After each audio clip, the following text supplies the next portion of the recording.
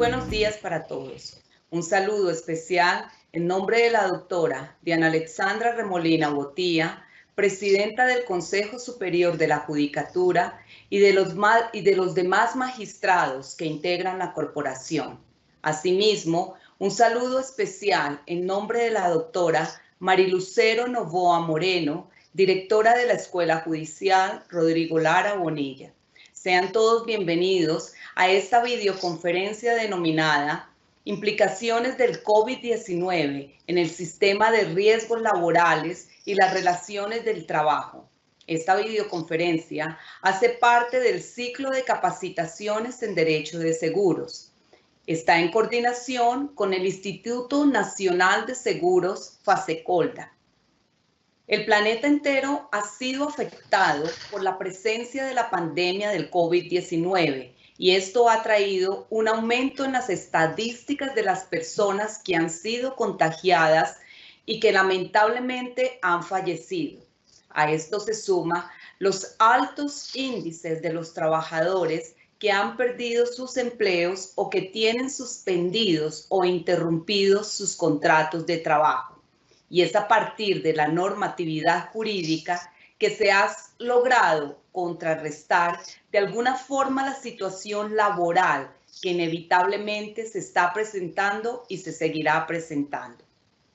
En día de hoy tenemos el honor de contar con la participación del doctor Eduardo López Villegas, abogado con doctorado en Derecho, igualmente de la Universidad de Caldas, máster en Filosofía y Ciencia Jurídica de la Universidad de Caldas.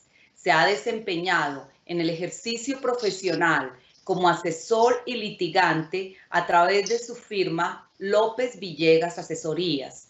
También se ha desempeñado como juez en instancias municipales y en la Corte Suprema de Justicia y como magistrado de la Sala Laboral. También se ha desempeñado como docente en las cátedras de Seguridad Social, Constitucional, Contratos, Filosofía del Derecho, Laboral, en las universidades de Caldas, Universidad Nacional de Colombia, Javeriana de Bogotá y Cali, Universidad del Rosario y Universidad Santo Tomás de Bogotá. Tan pronto finalice la exposición, nuestro conferencista invitado dará respuesta a algunas de las preguntas formuladas a través del chat de participación. Las inquietudes técnicas sobre conexión, registro y evaluación que puedan surgir durante el desarrollo de la actividad serán atendidas por servidores de la Escuela Judicial. Doctor Eduardo López Villegas, bienvenido. Tiene usted el uso de la palabra. Muy buenos días. Celebro que se haya promovido estas reuniones, estas videoconferencias, y debo agradecerle al Consejo Superior de la Judicatura en cabeza de su presidenta, la doctora Diana Alexandra Remolina Botía, y naturalmente a la Escuela Judicial en cabeza de su directora, Marilucero Novoa Moreno. De igual manera, esto se hace en asocio con el Instituto Nacional de Seguros, y así agradezco al doctor José Fernando Sarta Arizabaleta y al doctor Miguel Martínez. Bueno, ¿cuál es nuestro tema hoy? Que el sentido y la preparación de ella, esta que es la segunda, la primera la había presentado el doctor Germán Ponce, es hacer una profundización a partir de una situación elemental que es en su figura, en su diseño. ¿Cuáles son los elementos de la responsabilidad? Titulémosla responsabilidad laboral. Y cómo juegan esos elementos para poder deducir responsabilidades del empleador, tanto a través de la ARL, de las administradoras de riesgos laborales, o directamente al empleador. Para efectos de nuestra presentación, yo quiero compartirles la siguiente presentación, que va a ser, dijéramos, la guía, el hilo conductor de nuestra reunión, y es, como se titula, responsabilidad laboral Aquí estamos en este primer cuadro. Vamos a hacer una serie de observaciones de la responsabilidad y cuáles son los elementos que juegan. Ahí en ese cuadro ustedes advierten el conjunto de elementos que intervienen en la responsabilidad, la relación de unos y otros elementos, las variaciones de uno y otro elemento son el objeto de nuestra exposición y que con relación a esto, entonces, hago la siguiente precisión. Hay un primer nivel de dilucidación de la responsabilidad que es, frente a unos hechos, establecer un nexo causal y frente a una consecuencia. Esa situación que estoy ahí refiriendo, estoy utilizando términos y conceptos que son propios de la vida real, de la ciencia puede ser, no tiene ninguna connotación jurídica. Entonces es descubrir cuando se presenta un accidente, cuando se presenta una enfermedad, si eso tiene un encadenamiento con una consecuencia determinada que se traduce en una disminución de la capacidad de trabajo del trabajador. Ahí estamos, dijéramos, en un mundo fáctico. Pero hay otro nivel al que hay que acudir para poder hacer el juicio jurídico que es el de imputación y el de deducir la responsabilidad, que se refiere a analizar ese hecho a la luz de categorías jurídicas. El hecho tiene que ser traducido a una conducta humana que tiene que ser conceptualizada como un acto o una omisión y pueda revestir, de acuerdo con unos estándares de comportamiento, la calificación de si se trata de un acto diligente o un acto culposo o un acto doloso. Y si eso sucede, yo puedo ese hecho, con esas características, hacer una imputación que vendría a ser respecto a un daño. No toda consecuencia podrá llevar a la responsabilidad, se necesita que tenga la categoría de daño. Estos elementos son todos indispensables para que exista responsabilidad y podría afirmar de una manera categórica que si no hay daño, no funciona, no se maneja el concepto de la responsabilidad. Quiero hacer una reflexión adicional respecto a esta diferenciación. Digamos que cada uno de esos niveles de análisis son ventanas desde las cuales se miran unos hechos, el campo de sentido. Esas ventanas son dos distintas. Hay que hacer dos tipos de juicios y que corresponde de manera normal, de manera usual, a hacer al juez. Dijéramos una dilucidación desde el punto de vista naturalístico. Y otro nivel distinto es hacer ese mismo análisis desde categorías jurídicas.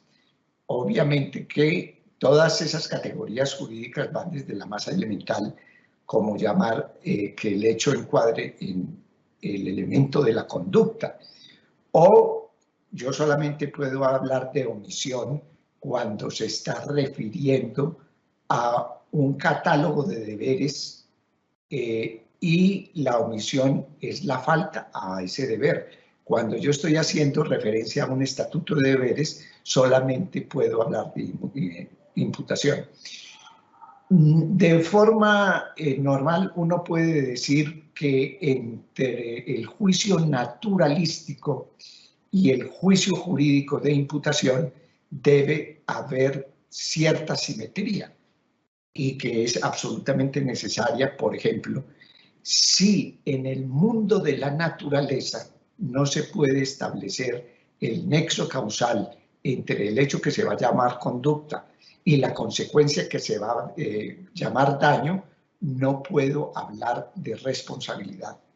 Pero también tengo que decir que no se corresponden el uno o al otro. Yo puedo perfectamente hacer un retrato de lo que yo veo en un análisis fáctico, que es, por ejemplo, un supervisor, un trabajador, una máquina en el momento del accidente, y en ese retrato no aparece la empresa y resulta que la imputación se le hace al empleador que no está en esa foto. Hago esa alusión para decir que el examen jurídico supera el de los hechos, lo retiñe, lo resignifica, puede ser la palabra más precisa. Bueno, quiero decir que aquí nosotros estamos hablando de acto y omisión. Ese acto y omisión, dijéramos, se tiene que encuadrar de manera distinta. Hay que hacer un escrutinio diferente según se trate alguna de las siguientes responsabilidades que voy a enumerar, que son las que prácticamente determinan el universo de responsabilidades que existen tanto en derecho laboral como en civil o en derecho administrativo, y que orientan el examen de los hechos bajo categorías jurídicas. Uno es el de la responsabilidad objetiva. El de la responsabilidad objetiva es establecer una situación de hecho, una mera situación de hecho, establecer que esa situación de hecho tiene nexo de causalidad con el daño y prácticamente se prescinde de determinar la conducta de la persona a la que se le puede atribuir ese hecho.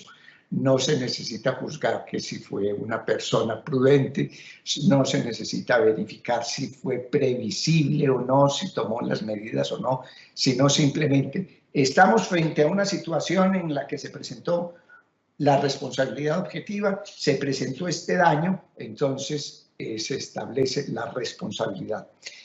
Esta es, entonces, hagamos esta afirmación, la responsabilidad objetiva está de manera general proscrita en nuestro ordenamiento jurídico. Esa afirmación la puede encontrar uno en los procesos disciplinarios, en los procesos penales, en los procesos civiles. Yo no puedo deducir responsabilidad objetiva sino excepcionalmente.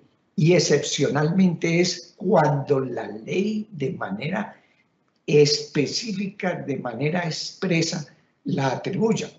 Ahí entonces está referido a las administradoras de riesgos laborales que cubren, o bueno, en términos generales, y a los empleadores que son responsables por responsabilidad objetiva por los hechos, por los procesos patológicos que sucedan si se está frente a una situación específica, que es el tema de estar en el establecimiento de trabajo, estaba en el horario de trabajo, estaba cumpliendo órdenes del empleador. Si se responde afirmativamente a esas tres preguntas, pues ya no hay más que analizar, no hay más que discutir, hay que deducir la responsabilidad objetiva. Se produjo el daño. Obviamente que para responder esas preguntas, pues el tema no resulta a veces tan sencillo.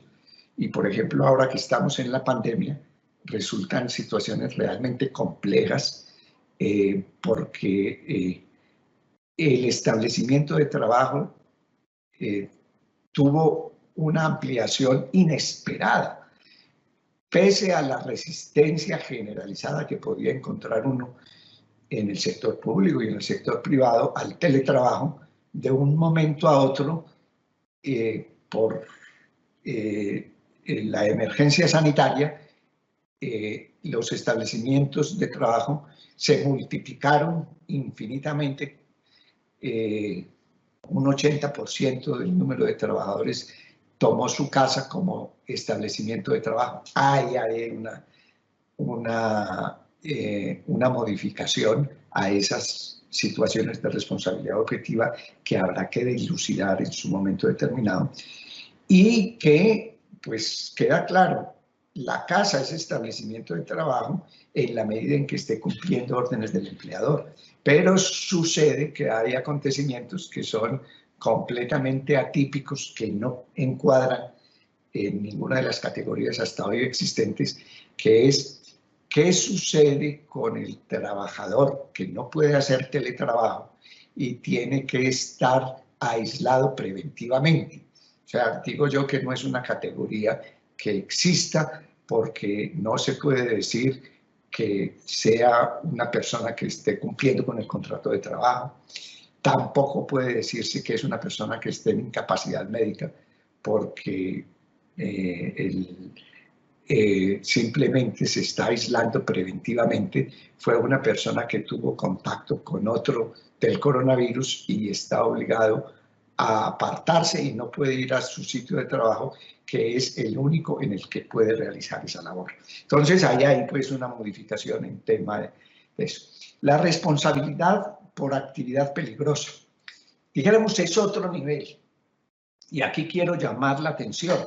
Quienes han seguido la jurisprudencia de la Corte Suprema, que a su vez seguía la del Tribunal del Trabajo, encontraba uno, cuando se estaba resolviendo situaciones de responsabilidad del artículo 216 del Código Sustantivo del Trabajo, se decía la responsabilidad objetiva o por creación del riesgo.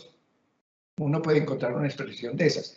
Realmente están en esa expresión metiendo en el mismo saco dos tipos de responsabilidades que responden a criterios muy diferentes. La objetiva, como ya la mencionamos, es una taxatividad legal, y la creación del riesgo es una situación que tiene un componente adicional. Allá, dijéramos, en el tema del fundamento, bueno, ya miraremos los temas del fundamento adelante,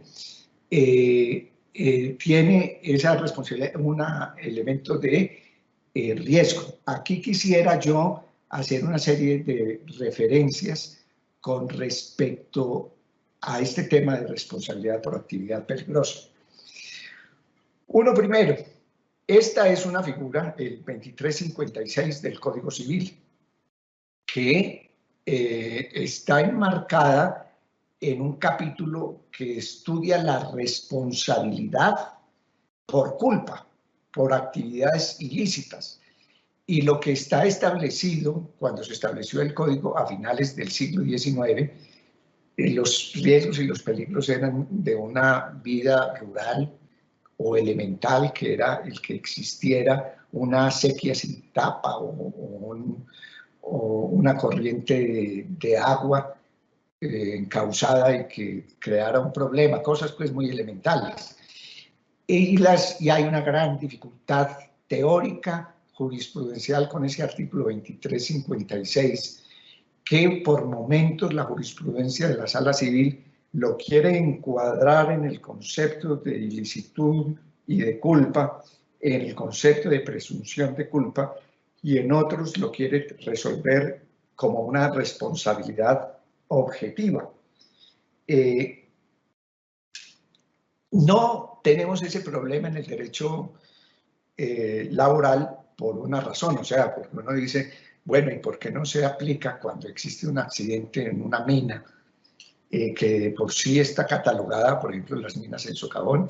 En este momento esperemos que estén con éxito rescatando a 3 mineros en alguna de las minas de Boyacá, y uno está dicho que es actividad peligrosa la de trabajo en socavones. Pero esa responsabilidad objetiva del 2356, que buena parte de la doctrina civil ha llamado en que la culpa se presume, no sucede en el derecho laboral, porque el artículo 216, una de las modificaciones que introduce respecto a la regulación de la responsabilidad es establecer que debe ser culpa debidamente probada. Ya hablaremos de la prueba, pero cómo se distribuyó esa obligación de probar, pero esa obligación de probar está suprimiendo esa previsión del 2356 que se ha llamado presunción de culpa en algunas épocas o en alguna jurisprudencia, y en la vigente se llama presunción de culpa aún. Y por esa razón. Pero de todas maneras, aquí simplemente quiero llamar la atención porque quiero enfatizar con esto. El tema de la responsabilidad, los jueces lo deben asumir más investigativamente. Las sentencias sobre responsabilidad se han simplificado mucho, se han llevado a una cierta mecánica, ya lo veremos un poco más adelante, pero donde es necesario razonar, por ejemplo, sobre las actividades peligrosas. Y simplemente dejo esta reflexión que sería para otro tema, que es nosotros nos quedamos en lo que dijo hace 80 años la Corte Suprema de Justicia, que manejar era una actividad peligrosa. Y resulta que nadie que esté en la calle, en la avenida Boyacá con 68, y donde ve circular en todas direcciones una cantidad de carros por minuto, considera que esa diversidad de personas que está manejando vehículos de todas las dimensiones estén realizando actividades peligrosas, porque es necesario actualizar ese concepto.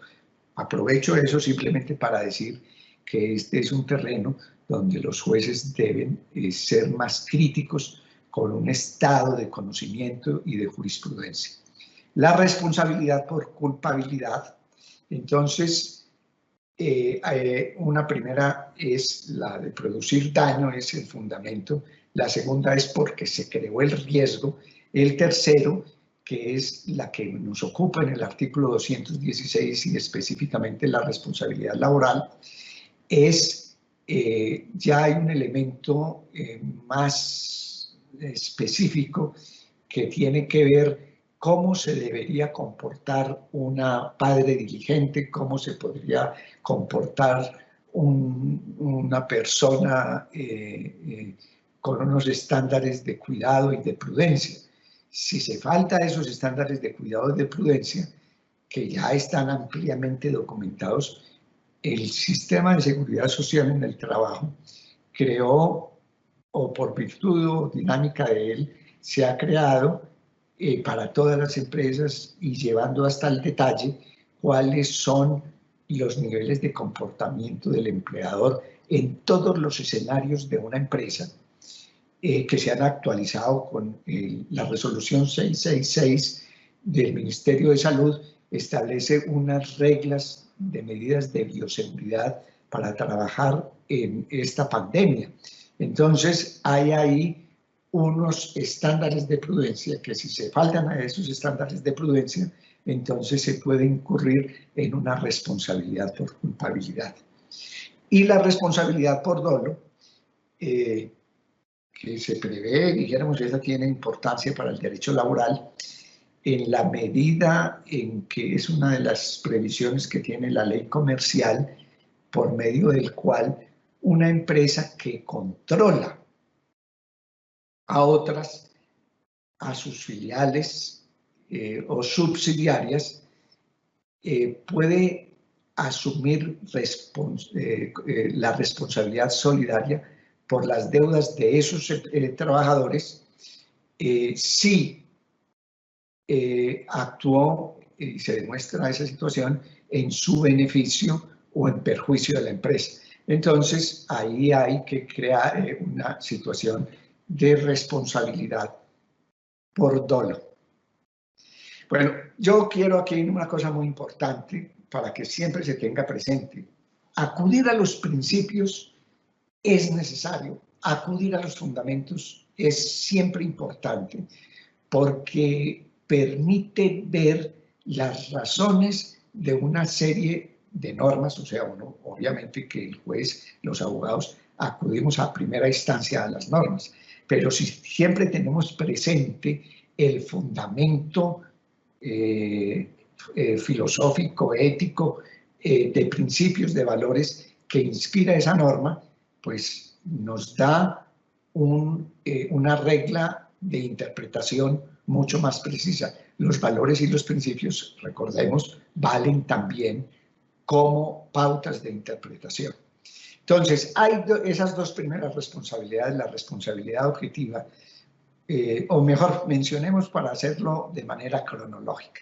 La responsabilidad por culpabilidad y la responsabilidad por dolo están fundamentadas en una justicia reparativa, que es aquel que hace un daño debe repararlo.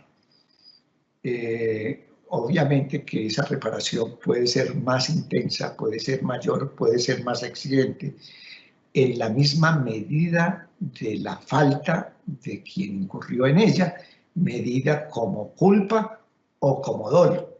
Ese es un tema que es básico en el entendimiento de la responsabilidad y determinante. Uno puede encontrar afirmaciones doctrinantes o en la jurisprudencia que dice muy claramente, o por lo menos hasta determinada época, que es no existe responsabilidad sin culpa.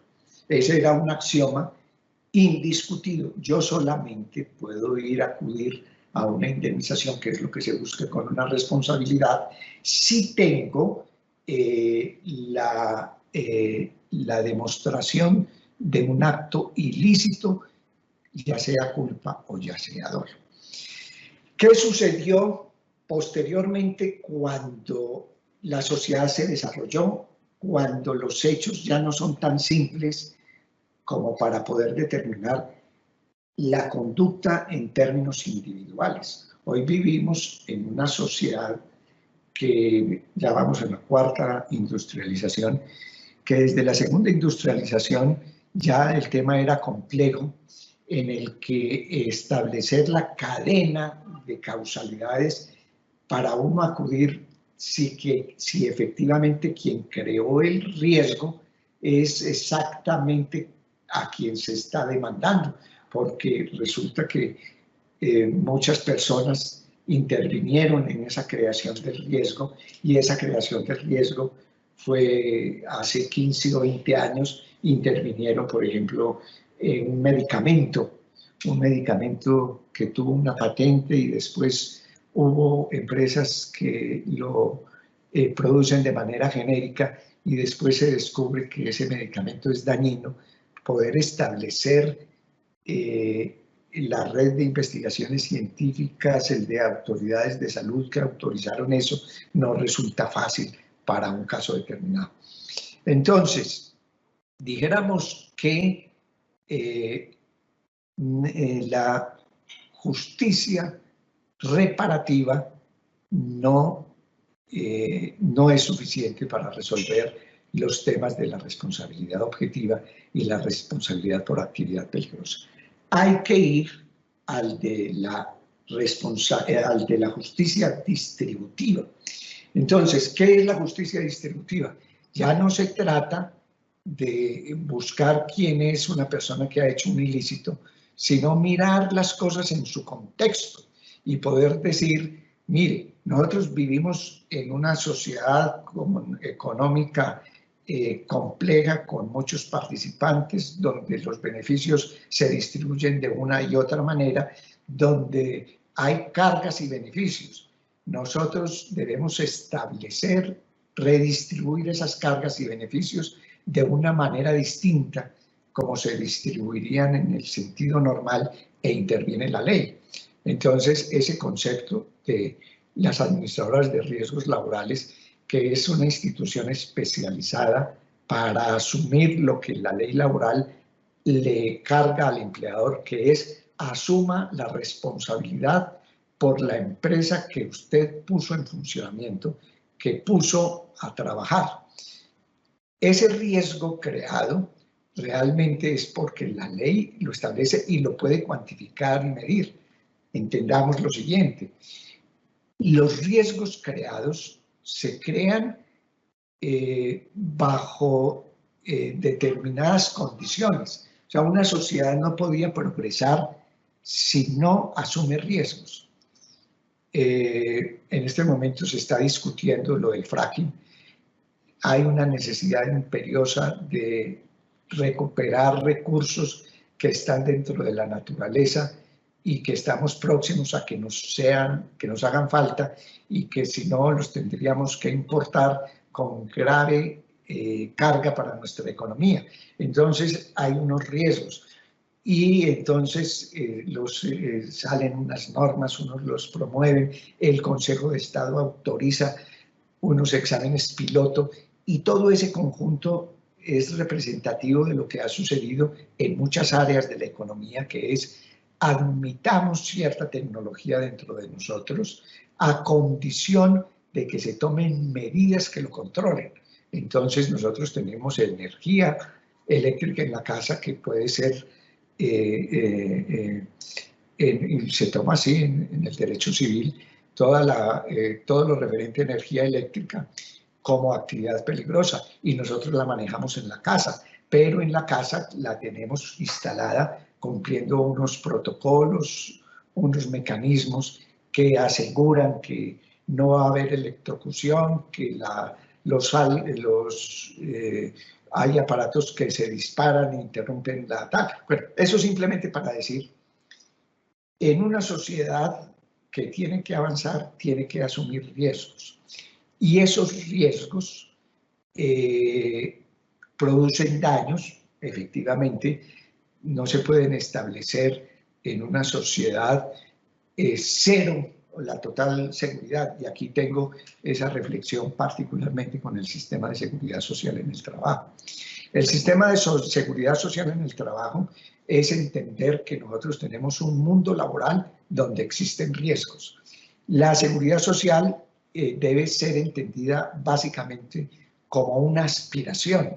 No puede pretender establecerse un sistema de seguridad social donde se llegue a la seguridad, que se supone la seguridad es el cero riesgo, sino simplemente que el riesgo hay que coexistir con el riesgo. Si no, perfectamente se tendrían que cerrar todas las minas de socavones, porque hay que convivir con un riesgo, simplemente que hay que implementar protocolos para que ese riesgo sea el menor posible o su daño no sea mayor.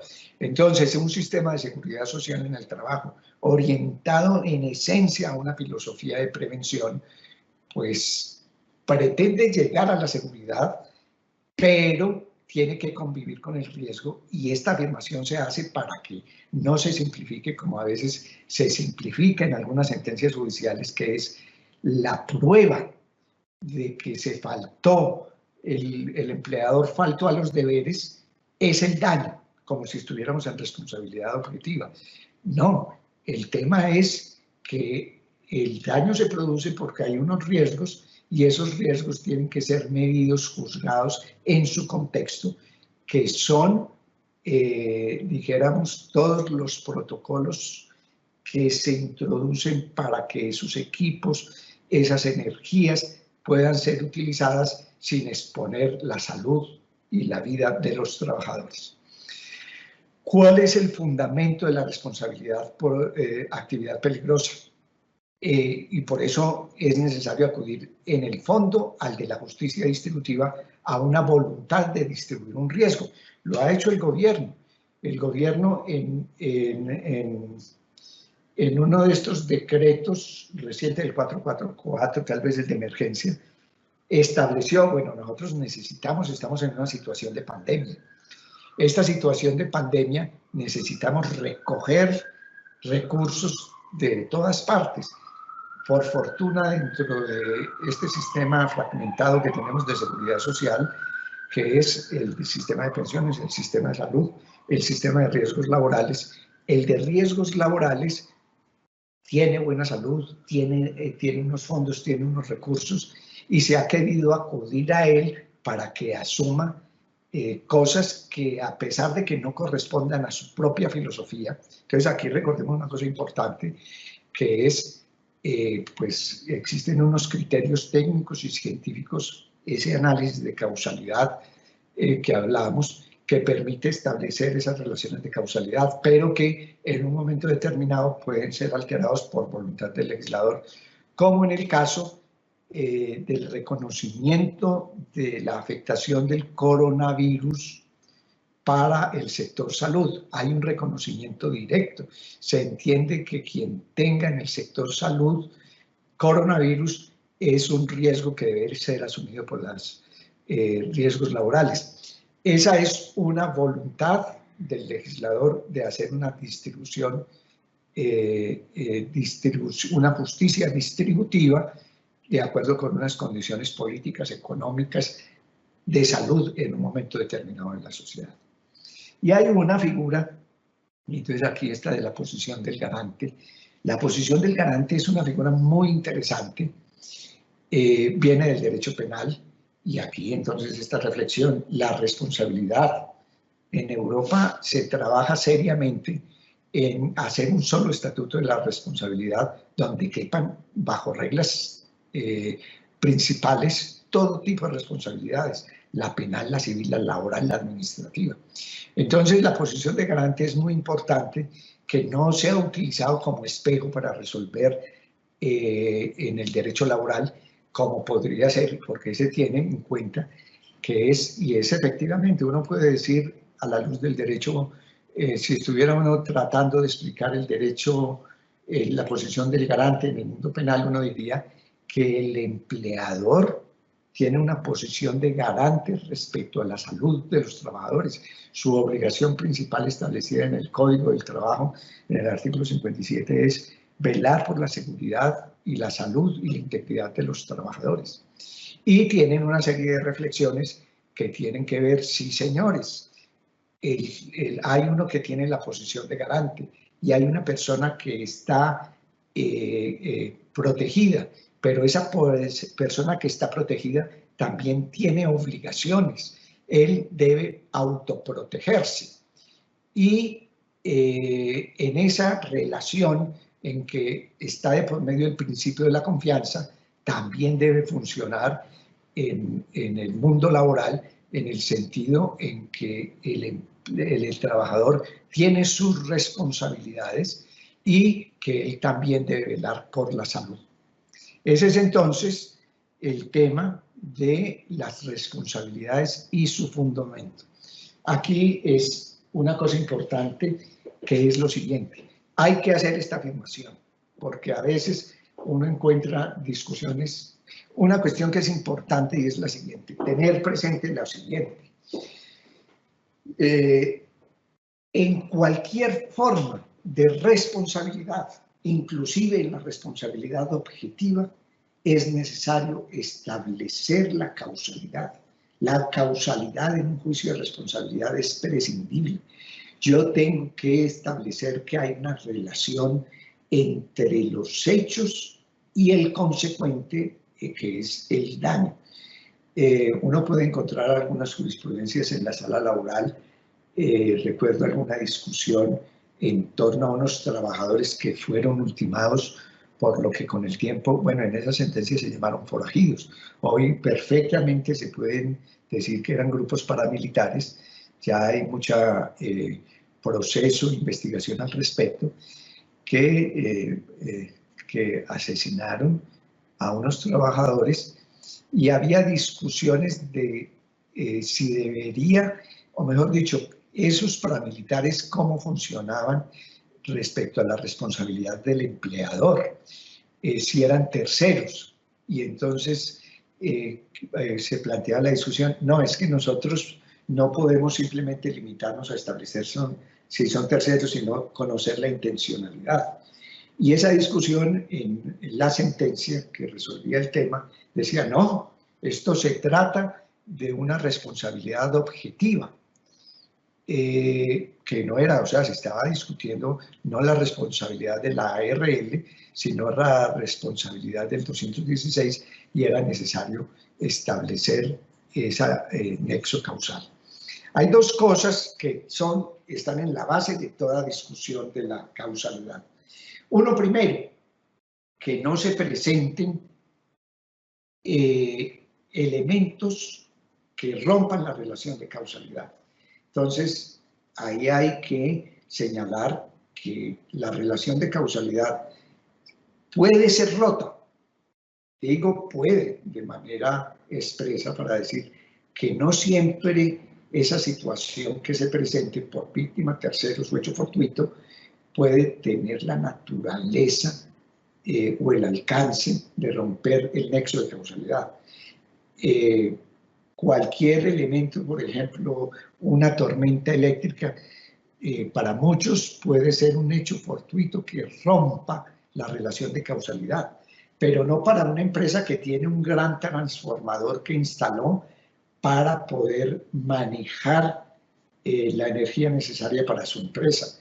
Esa relación entre ese transformador, la energía que se utiliza y la tormenta eléctrica hace que frente a esa empresa, eso que a otro sería un hecho fortuito no funcionaría así para él.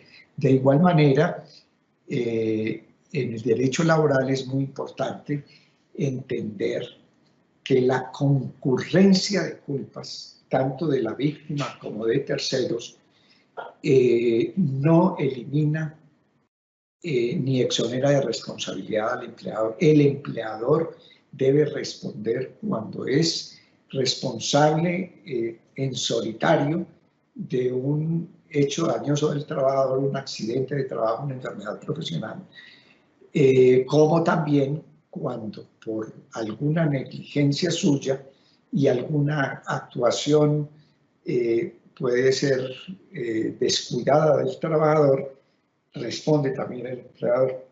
Igualmente sucede respecto a la actuación de terceros, que podría ser simplemente un elemento concurrente con la actuación del empleador, y en esos casos no se rompería la relación de causalidad. Y el otro, para determinar la relación de causalidad, es esta. A ver, es necesario, dijéramos que el nexo de causalidad. Entonces ahora, dijéramos, hasta este momento nosotros hemos hablado de ese elemento culpa y omisión del empleador. Hemos visto cuáles son los distintos elementos bajo los cuales se debe juzgar esa conducta. Pasamos a otro elemento de la responsabilidad, que es la causalidad, con esa declaración inicial de que es imprescindible. Y simplemente para simplificar la presentación, esa causalidad debe desenvolverse en el plano naturalístico, en esa primera ventana que señalamos, en términos de la conditio sine qua non, que es la pregunta, dijéramos la pregunta de si el hecho que se atribuye en este momento, la falta del el daño que tiene el trabajador, lo hubiera tenido el trabajador aún hubiera faltado el empleador, o mejor dicho, hay una falta del empleador y hay un daño en el trabajador. Ese daño del trabajador se hubiera presentado sí o no de haber el empleador cumplido también con sus obligaciones. Entonces, si ese factor que uno descubre era necesario o suficiente para que se presente ese hecho dañoso, ahí es donde está el hilo más robusto para uno determinar la causalidad. tanto con la pregunta de qué factor es necesario para eso, como con la pregunta contrafáctica, que es, de no haberse presentado ese elemento, hubiera sucedido el accidente. Eso dijéramos que ese es el juicio que se tiene que reiterar casi en todo análisis de causalidad, pero que no es suficiente, porque dijéramos en muchas ocasiones puede existir mucha causalidad concurrente. Entonces, que un trabajador que no tenía los elementos de protección trabajando en una de las piscinas de acueducto,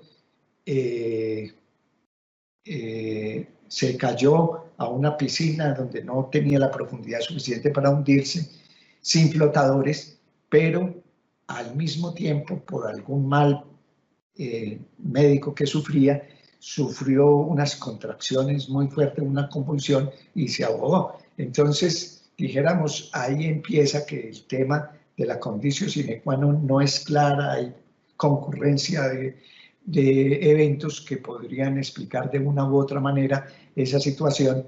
Entonces, cuando se está frente a ese evento, hay que acudir a lo que la doctrina civil ha elaborado de manera extensa, que es una causa adecuada, que prácticamente no existe pues un recetario preciso para resolverlo, sino una invocación a una razonabilidad, a un buen criterio, a una mirada lo más amplia, analítica, crítica, para uno poder determinar la responsabilidad.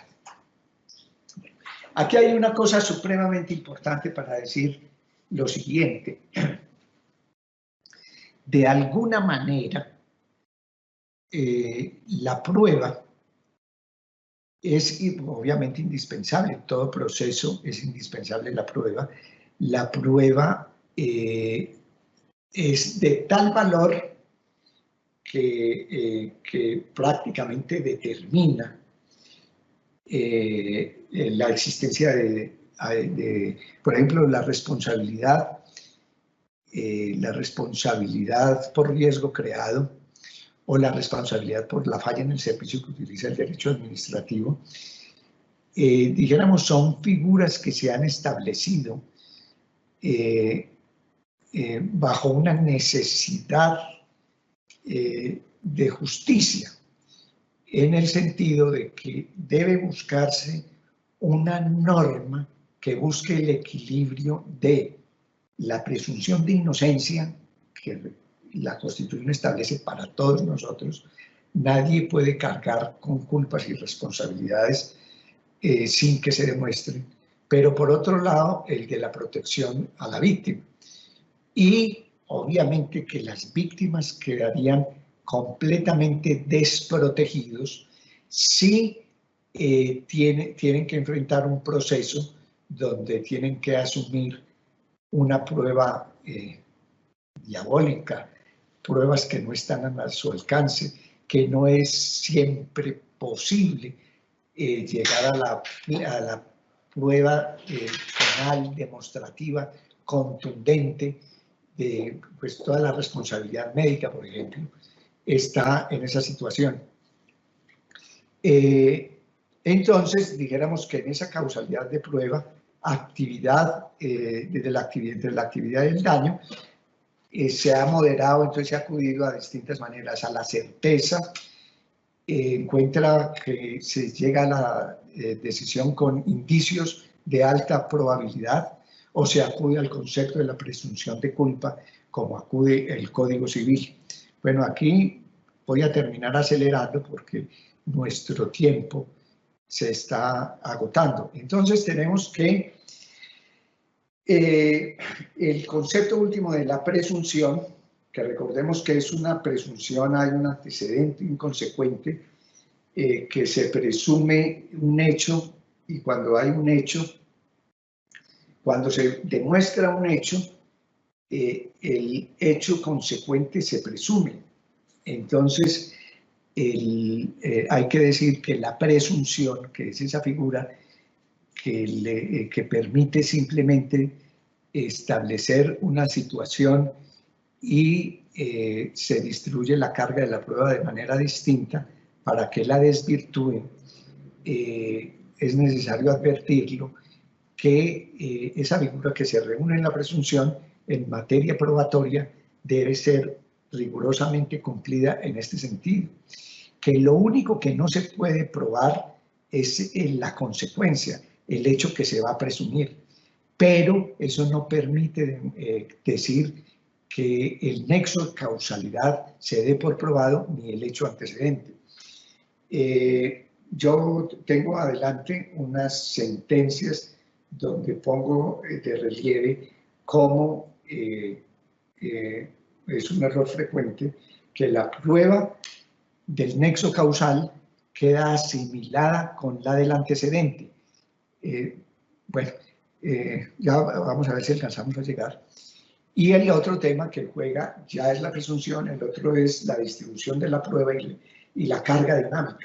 Entonces uno tiene que tener como regla que es, siempre debe haber causalidad, al demandante siempre le corresponde probar la causalidad. Al demandante le basta con afirmar la falta. En materia del 216, los procesos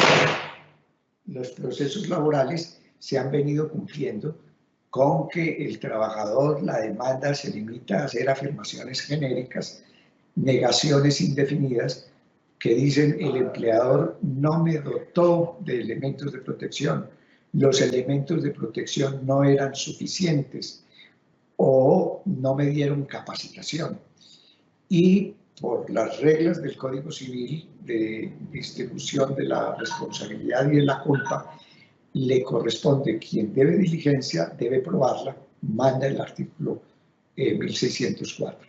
Y de todas maneras, de manera expresa, en el Código Procesal Laboral desde el 2007 o 2008 quedó incorporado, el juez como director del proceso hará una distribución dinámica de la prueba según los criterios de facilidad de acceso a la prueba. Eso ya quedó incorporado en el Código General del Proceso.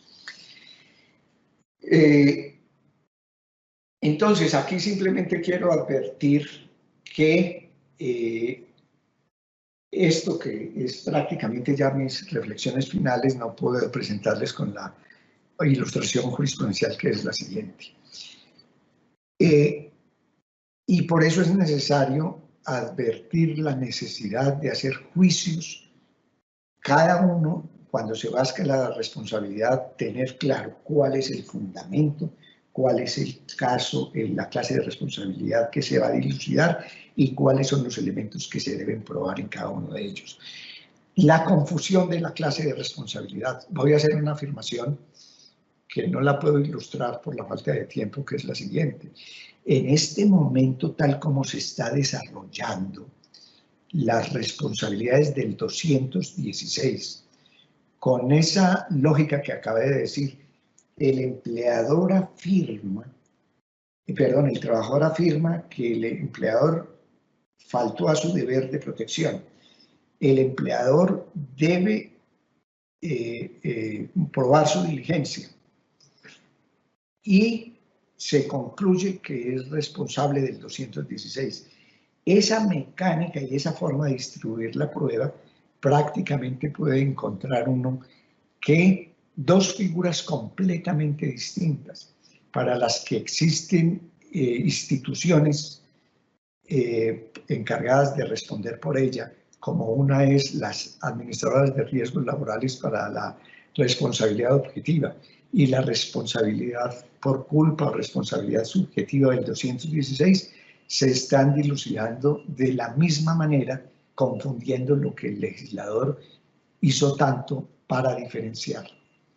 Y eso está basado básicamente en que se confunde la prueba con la del nexo causal. Advierto lo siguiente, por ejemplo, para dar simplemente uno de los ejemplos con los que me iba a anticipar. El empleador afirma, y estoy refiriéndome a una sentencia de la Corte Suprema, el trabajador afirma, el hecho consiste en que él era celador como de un predio semi-urbano. Él estaba ahí simplemente como para cuidar algunas cosas y para que no lo ocuparan. Y ahí pasaba su tiempo y entonces se hizo la afirmación que a ese trabajador no se les dotó de elementos de protección suficientes, que era un arma, y que no se le capacitó tampoco en el manejo de armas. Quedó probado que unos asaltantes entraron, el trabajador estaba dormido y sin que antes de que pasó sin distinguir el sueño de la noche al sueño eterno, sin darse cuenta que lo habían asaltado. Entonces, simplemente se dijo, no se le dio armas ni se le capacitó en armas, el empleador es responsable. Se entendió que al probar la falta incluía la prueba del nexo causal. Y es que el nexo causal es la pregunta. Bueno, admitamos, no se le dieron unas botas, no se le dio un arma, no se le dio una cuerda para poderse sostener en las alturas. El accidente hubiera sucedido, aplicando el sine qua non y la prueba contrafáctica del sine qua non, hubiera sucedido si se lo hubiera dado. La respuesta es clara y evidente al afirmar, ese señor se le pudo haber dado un arsenal para poder defender el lote, pero de nada le sirvió en las circunstancias en que ocurrió, porque lo sorprendieron durmiendo. Es entonces así, teníamos algunos temas adicionales, que era, dijéramos, todo esto que queda, era un caso, hombre, que es importante estudiarlo, algunas decisiones judiciales que fueron repetidas en las explosiones de la mina de San Joaquín en el 2010, y ha habido decisiones de distintas salas, tanto de la sala permanente como distintas salas de descongestión, que permitirían hacer unos análisis importantes. Aquí otras sentencias que ahí están, quedan en esta presentación para que ustedes estudien, donde se está referenciando cuál es el mal, cuáles son las faltas que se le atribuyen a los trabajadores. La vigilancia rural, el celador de empresa, tal vez es el que les referí, y donde se está presentando esa confusión de prueba de la culpa con la del nexo causal. Es esa entonces mi presentación. Muchísimas gracias. Quedo entonces, doctora Mónica, a ver si hay algunas preguntas de los asistentes para que me las hagan saber y en este tiempo restante tratarlas de resolver. Sí, doctor, tenemos varias preguntas del chat. La primera, ¿cómo se puede probar la culpa de un empleador ante un contagio de COVID-19?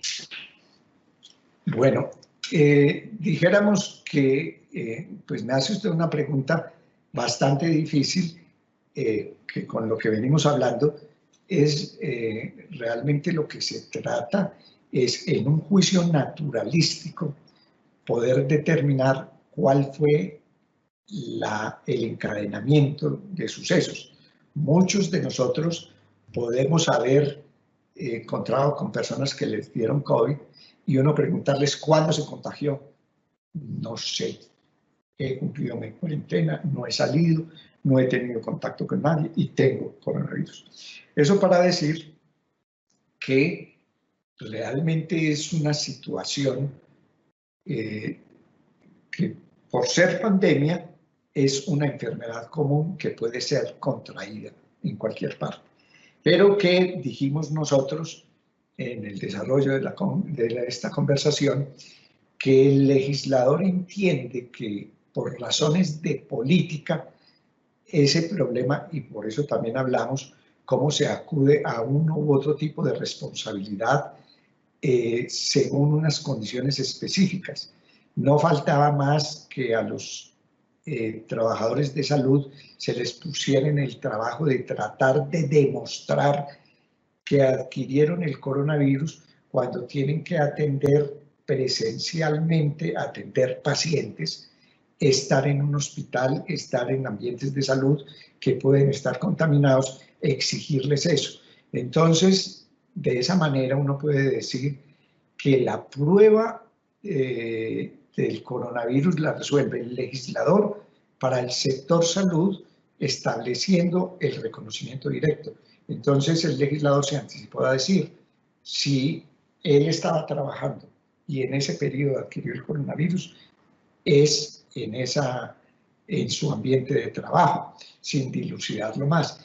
No impide eso que se presenten otras reclamaciones ante las ARLs por personas que puedan decir y puedan demostrarlo, por ejemplo, que en desarrollo del trabajo tuvo que atender a tales personas y como se tiene más o menos información pública o amplia de qué personas tuvieron coronavirus y que mi contacto con esa persona que tuvo coronavirus fue en razón del trabajo, ahí se puede entrar a dilucidar.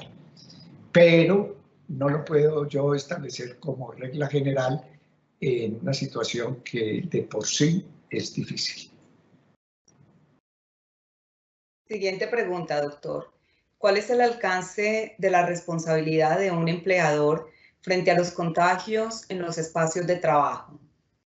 Bueno, está en eso. Obviamente, dijéramos que el examen de la responsabilidad del trabajador empieza por que el empleador cumpla con unos estándares de protección de salud exigidos para el tipo de actividad, para el tipo de establecimiento o de conformidad con la época que es esta, la emergencia de salud, cumpliendo unos protocolos de bioseguridad establecidos por medio de la resolución 666 del Ministerio del Trabajo, del Ministerio de Salud, donde claramente se especifican, dijéramos, condiciones de distribución física de los trabajadores, condiciones para realizar las labores, exigencias de limpieza, exigencias de tapabocas. Entonces, una es la responsabilidad de quien no cumple con los niveles de bioseguridad. El segundo, una zona bastante difícil porque a pesar de que se establezcan esos estándares, el empleador tiene que hacerle seguimiento al cumplimiento de esas normas. Y ese cumplimiento de esas normas, que es tan exigente, que es continuado, tiene que ver con que los trabajadores se limpien las manos después de tal o cual actividad, o que no se acerquen a 2 metros, cosas de esa naturaleza, o que no tosan. Bueno, en esas, dijéramos, perfectamente, entonces empieza la discusión de si yo como empleador cumplí con establecer los protocolos, dar los medios para los protocolos y establecer mecanismos de control para que se cumplan. Si yo puedo como empleador mostrar mi suma diligencia, pues podría yo exonerarme en el sentido de que puedo establecer que el trabajador que no cumplía esos protocolos pueda ser el único causante, si es que se puede establecer que tuvo su infección en el establecimiento de trabajo. Agradecimiento especial para el doctor Eduardo López Villegas por su clara y didáctica exposición sobre las medidas laborales que se han adoptado en Colombia, que buscan superar las consecuencias originadas por el COVID-19 y que pretenden fortalecer y garantizar el equilibrio entre las relaciones laborales, obviamente entre el trabajador y el empleador, así construyendo las herramientas jurídicas necesarias para que los ciudadanos dentro de sus trabajos gocen de los elementos necesarios de bioseguridad para que puedan desarrollar sus actividades diarias sin temor a tener algún detrimento en su trabajo y en su salud. Igualmente agradecemos a las personas que entre servidores judiciales y distintos actores del sector justicia se han conectado a esta videoconferencia virtual. Hacemos una cordial y extensiva invitación a todas las personas que nos acompañan a que nos sigan en nuestras redes sociales como Facebook, Instagram, Twitter y YouTube, en donde podrán encontrar información sobre nuestras videoconferencias y además otras noticias de interés. Muchísimas gracias y un feliz resto de día.